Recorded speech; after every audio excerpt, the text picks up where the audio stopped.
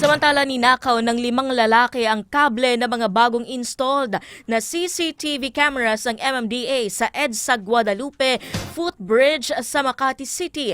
Ayon kay MMDA Chairman Romando Artes, ito yung mga kamera na ginagamit sa No Contact Apprehension Policy o NCAP.